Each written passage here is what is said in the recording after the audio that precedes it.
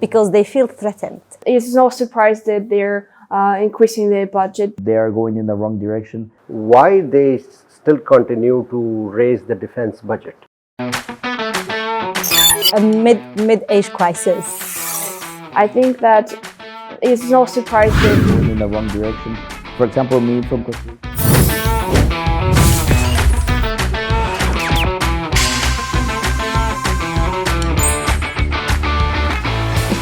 Ladies and gentlemen, welcome to the E-Talk.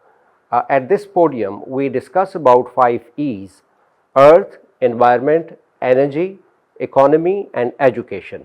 Today, I am pleased to be joined by 3 guests in the studio. I have Haja with me from Algeria. She is an analyst.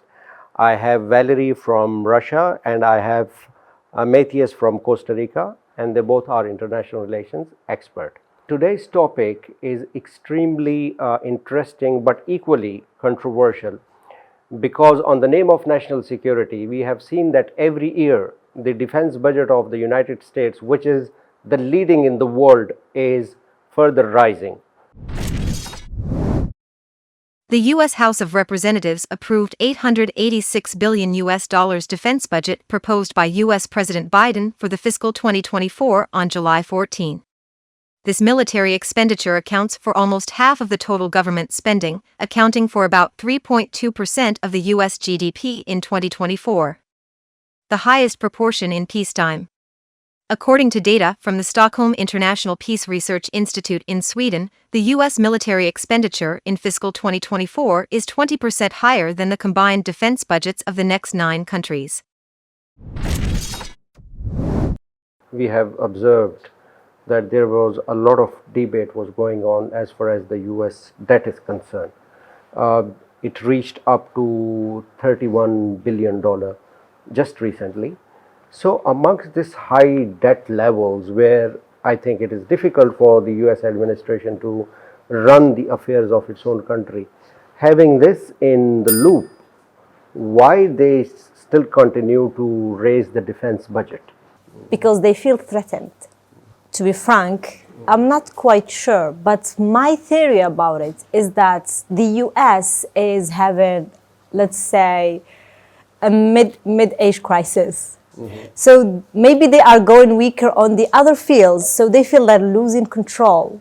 So they, instead of working on other like international relationships with other countries, they are focusing on their military equipments. there is a famous saying that goes that if you don't feed your own army, you're going to feed another country's army. So I think that it's no surprise that they're increasing their budget. They want to be the world's policeman. From the history of the US uses their military against anyone that they think is against them. So they invaded a lot of countries for let's say non-real reasons. So maybe that's why they still fund a lot, like they use a lot of their budget on their military development instead of other fields. They want to keep that role. And I think it will linger for some time from now on, even though the world is not bipolar anymore, it is multipolar.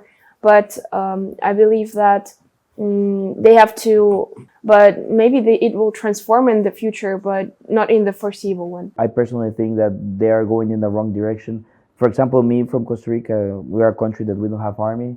So we don't understand how these financial things works and why they don't bet for a peaceful option. Many years before, we saw Donald Trump pulling out of the Paris Agreement, and everybody took this as a mistake. Why right now anybody, or we're talking about they spending more money in their military? It's clearly another mistake from Biden's administration. We are also seeing that now there is a very declining trend of, especially of the young population, to join the military. Do you think so? It's the failure of the state on its own part of the policies? Yes. So now that they're asking these questions, they don't see the logic behind recruiting. Like, why would they recruit in the army now? Like, this war is not taken because the US keeps on losing these wars. well, they're gaining somehow, but they're also losing. Like a lot of people are big budgets are put on these wars, and then the younger generation is more aware of the modern life. So I think they prefer to live their lives than go and fight. And that concept doesn't even work only in the US. In a lot of countries, young people, they don't want to recruit. They just want to travel, live their life, have a nice life. They're more peaceful. The new generations, they tend to be more peaceful than the older generations. So maybe this is one of the reasons why the recruiting numbers are like decreasing recently. When we speak about these enormous budgets, we have to keep in mind that they not only spend them on their own military, but on the military bases that they have throughout the world. They are sponsoring huge amount of other countries. For example, European countries, till this year, many of them didn't even have a part of their GDP being transferred into military budget. I think that instead of investing in creating more violence, in supporting things that doesn't belong to their business, which is the situation right now between Ukraine and Russia, they should start seeing more inside their own country. What are the real needs of the young people? Well, because mental health, it's important for the younger generations. As Hajja mentioned before, the young generation, they do not want to take part in this, because right now what they really treasure is personality, is human's life. So how this national security, if we see, in terms of US experiences, as far as its relations are concerned, its foreign policy is concerned, how far that is justified? Does it really bring peace in the world? Of course it doesn't.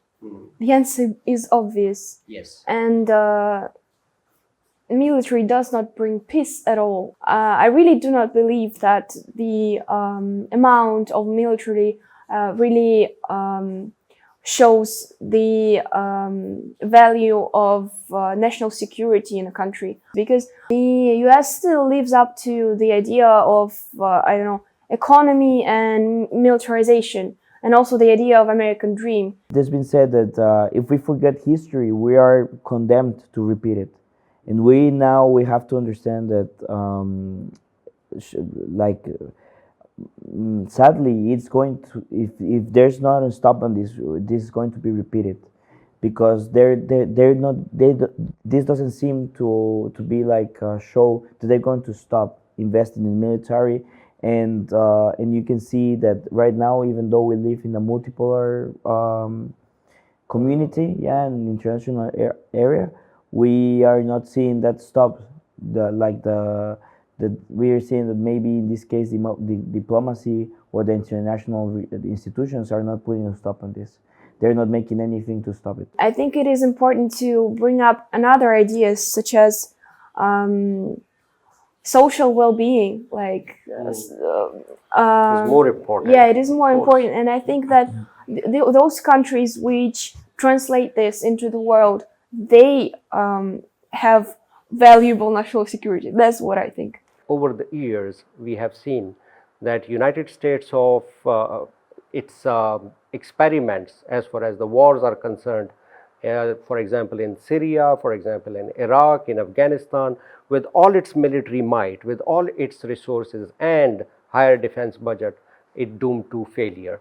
So that is why now the world is looking at those countries like China and Russia, for that matter, who have promoted new kind of international relations, which promotes peace, prosperity and peaceful coexistence.